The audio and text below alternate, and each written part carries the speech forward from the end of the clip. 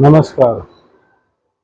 ही WagonR आपल्याकडे आलेली आहे के सिरीजची, जिच्या इंजिनचा प्रॉब्लेम आहे की गाडी जर्क करते फार आणि आतमध्ये व्हायब्रेशन जास्त जाणवतंय. तर आता आपण सगळं मेकॅनिकल चेक करून आता गाडी लावलेली आहे डी कार्बनला.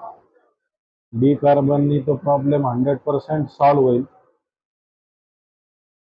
आपण आता याचा